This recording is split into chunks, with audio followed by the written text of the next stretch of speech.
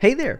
Life Noggin has been uploading videos since 2014, and of the over 500 uploads we've done on this channel, there have been a few that have been controversial. These videos have received several comments, several meaning thousands. Some were positive, some negative, some were just flat out bonkers like this one, and I wanted to compile a few of these videos into one video in case you missed any of them. Here's the first one: proof the Earth isn't flat. 47,700 comments on the original video. You're probably watching this video from somewhere on Earth, that big, round, beautiful planet you humans call home. But how do you know the Earth is round? Your senses would tell you that it's flat. After all, if you stand in a large field, it actually looks pretty flat. And if you walk through that field, it doesn't feel like you're going over a curve. Could it be that the Earth is actually flat? Well, let's try an experiment. Say you're standing in a field outside of Chicago. If the Earth is flat, you should be able to see southwest and see some of the tallest points in the United States, the Rocky Mountains. But the thing is, you can't. That's because of the curvature of the Earth. You'll notice a similar problem if you stand on a seashore and try to watch a boat sail away. After a while, it will disappear from view.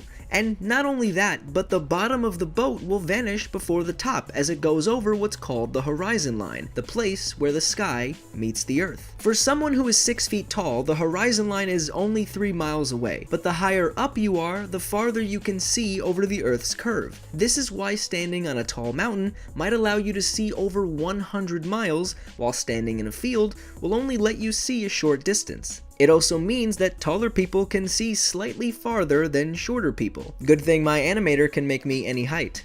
See? I'm like that one ant dude. The thing is, none of this is new information. We've known about the planet's curvature for over 2,000 years. The ancient Greeks figured out that the Earth is round based on several pieces of evidence, including their observations of ships going over the horizon line. The scientist Aristotle, writing in 350 BCE, noted that during an eclipse, the Earth makes a round shadow on the moon. He also realized that stars appear in different places depending on where you're standing. For example, he saw stars in Egypt that weren't visible farther north. Roughly 100 years later, humans got their first measurements of the Earth's curve from another Greek mathematician, Eratosthenes. He had heard of a city in southern Egypt, where at noon on the summer solstice, the sun was directly overhead, and the buildings cast no shadows. But at the same time, in the northern city of Alexandria, the buildings did cast shadows, meaning the sun was at a different angle in the sky. On the day of the solstice, Eratosthenes stuck a stick in the ground in Alexandria and measured the angle of its shadow. Using the distance between the two cities, he was able to calculate the curvature of the Earth. You could actually perform the same experiment if you have a friend living a few miles away. Or if your friend is several hours west, you can get more proof that the Earth is round by calling them at sunset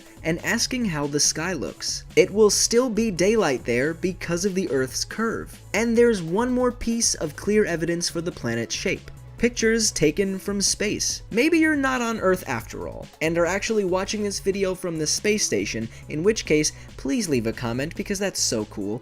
If that's true, you'll have a bird's eye view of this giant blue and green globe. Okay, here's another video.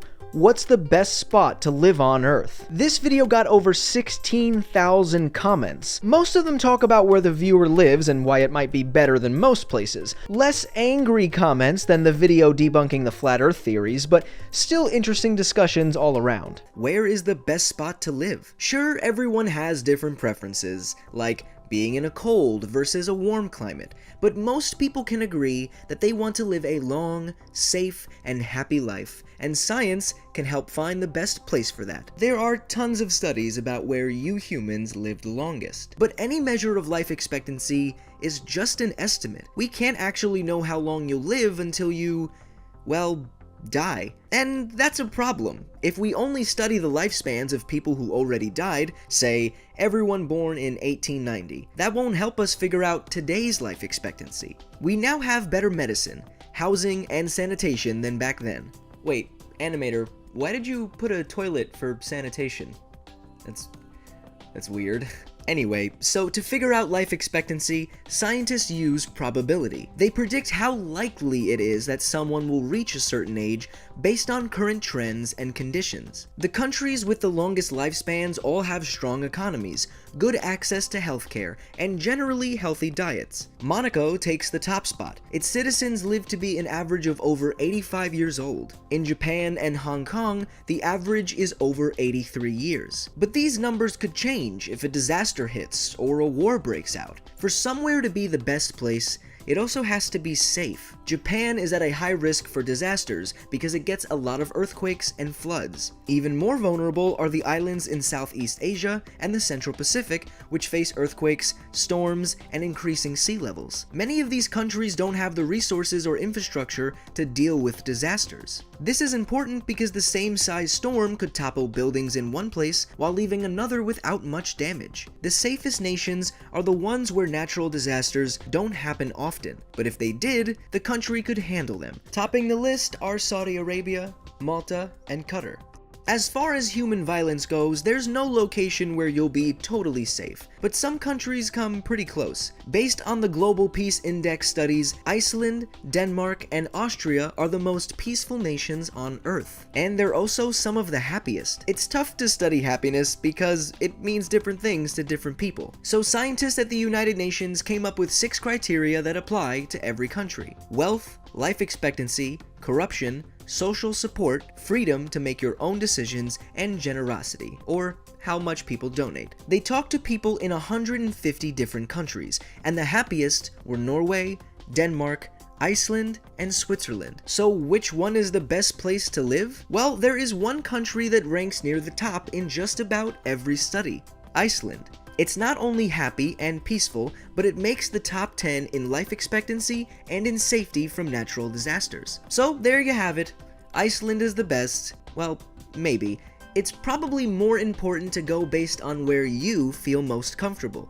For me, that's the cozy insides of this computer. Where would you move if you could go anywhere? Okay, last video up we have what happens after you die. This one didn't get as many comments as the previous two, but it definitely opened up pretty big discussions. A lot of the comments are also filled with, existential dread. Anyway, enjoy this Life Noggin throwback. First off, after you die, your body will start to get cold. In fact, every hour after you die, your body will get about 0.8 degrees Celsius cooler until it reaches room temperature. And meanwhile, your cells will start dying from a lack of oxygen since, your lungs are no longer working and your heart has stopped beating. But this lack of oxygen won't kill them right away. Instead, they will live for several minutes. And during this time, there are still chemical reactions occurring that produce carbon dioxide and increase the acidity of the cell. Enzymes in the cells then start to digest the cell membrane, causing the cell to break down and start leaking. And the enzymes that escape can go on and break down the other cells around it. Creepy, huh? And fun fact, when your muscles relax after you die, it may lead to you peeing or defecating if you haven't used the bathroom in a while. Anyway, later on, blood starts to spill out from broken blood vessels, and since it isn't flowing around your body, you will start to look pale. Now, if you're lying down, as you probably will be, the blood will begin to travel down thanks to gravity, and it will be settled in the lowest regions along your backside. And this will eventually lead to discoloration. About 2 to 6 hours after death, rigor mortis kicks in. When you are living, you are able to contract and relax your muscles at will. But with rigor mortis, after your cells have used up the last of their energy supply,